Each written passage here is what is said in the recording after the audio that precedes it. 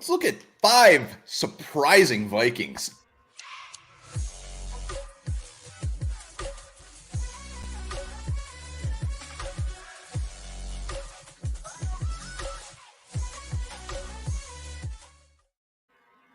All right, welcome back to the Onebar and Lupagus show. On Onebar, Lupagus is joining me as always. We're looking at the top five most surprising Vikings, good or bad.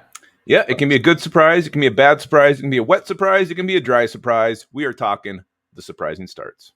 When's the last time you had a surprise in your pants? I almost had one yesterday.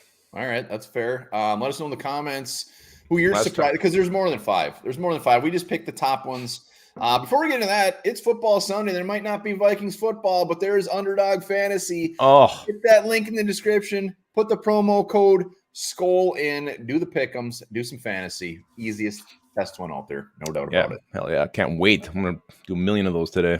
Yeah. But when the Vikings don't play, I seem to spend a lot more money, but much better chance of winning. That's right. That's right.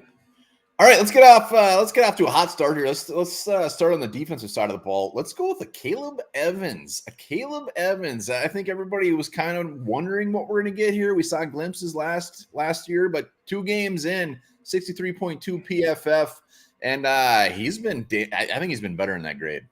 Yeah, he's been sticky in coverage. He's been coming up supporting the run. Really, the Vikings pass defense has been fine. I mean, it's nothing that you're like, oh my God, we can't stop anybody. And look at the tests that they've had. Mike Evans, Chris Godwin, Devontae Smith, A.J. Brown. Not an easy foursome to start the year with. Ooh. And Caleb Evans, he's holding his own.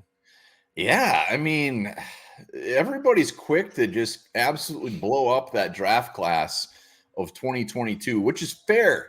But we always forget that Caleb Evans was that 4th-round pick that everyone was kind of like, what's this? So I think we found somebody in a Caleb Evans. And honestly, like, even if he wasn't a starter, he was just a solid depth piece, it'd still be a great find, but he's holding his own as a starter. He is. So let's keep it up. Keep it up. Well done. Keep it up, baby. Where do you want to go next? Let's go over to offense, and let's go with a guy, whether it's his fault or not, but is struggling with the ball on the ground. That's running back Alexander Mattison.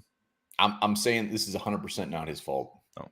Zero fault to him. He's got 19 carries, 62 yards. An offensive line that he's not getting anywhere. I can't remember. Kevin, somebody posted yesterday where he's got he's getting the most contact prior to even getting the line of scrimmage. I don't know what it was, but it just proves it's like this dude has no chance at getting anywhere. Yeah, and to me, is the surprise is how little we ran the football. I mean, even when the games are close, I know KLC came on one of his post-game press conferences after the Eagles game was talking about, we fell behind early. No, you weren't running the ball prior to that. You just weren't doing it. You love throwing the ball. You always will. So we'll see if he can change his tune and be committed to the run and give Madison actually a chance to succeed in this offense. Boom! Oh, all right. Yeah, I mean, shit. Let's get 15 carries. Come on. We'll see what they do with the Chargers, but this is all on just the scheme of things. And I said it in the lot. I don't remember when I said it, but like, why bring him back if you're not going to use him? Mm-hmm. Put Lupagus back there. Hell yeah. Hell of a fullback. Not bad. Not bad. So Alexander Mattison, it's going to improve. It's going to get better.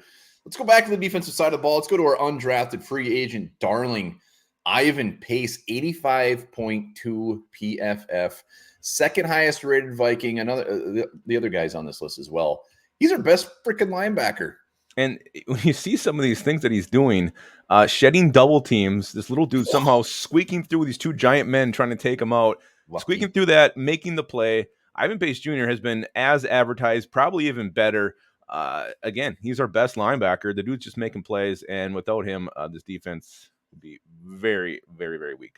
He's just like, I don't even know what you call it. It's not reckless because he's not like, it is kind of reckless, but it's good reckless. He's got an under-controlled recklessness. Yeah, I mean, he plays wild. He plays crazy. You showed that in college, and you show it in the NFL. I mean, the dude is just an animal out there. Love watching him play, and I cannot wait to see him again out there against the Chargers this Sunday. Yeah, I can't wait from about 5 to 6 weeks down the road just to see if he's still playing at this high of a level. See if offenses start like looking at what Ivan Pace, where his faults are, and start taking advantage of that. But what else could you ask for? Mm-hmm. Yeah. I mean, he just, even from week 1 to week 2, he took a major step. So week 3 should be even better for Ivan Pace Jr. Damn. How was he not drafted? Small. Unbelievable. We're going to end on a good note. So let's go to a surprise that isn't overly fantastic. And this is a guy we're all rooting for. We want him to make a ton of money in free agent next year. It's KJ Osborne. Yeah. The And, hell? the thing that's more surprising to me is the drops. I mean, he's dropped, 3-4 passes. He got wide open on that one touchdown he had. I mean, that thing was one of the most wide open plays I've ever seen. But this was the guy I really thought was going to just look amazing, hold off Jordan Addison. We already got a bunch of fans clamoring for Jordan Addison to be the number 2, and he probably should be because he looks Oh, that he much is. better than KJ Osborne. So, yeah, the kind of the slow start here, the drop passes has been very shocking from KJ Osborne. Yeah, I mean, Addison is the number 2. I mean, he's got to be. Osborne, 3 drops in 2 games. He had 2 all of last year.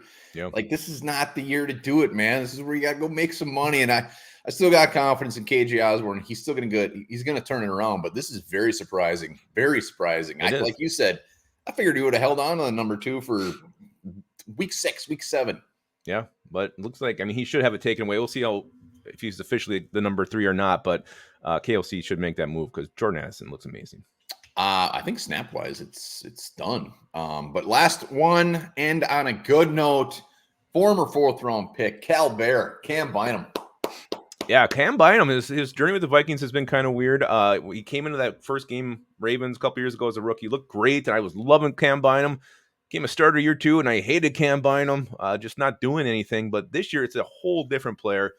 Attacking, he's in the backfield, he's making plays everywhere. Almost anytime there's a loss from the Vikings defense, Cam Bynum is one of the first guys getting off the pile.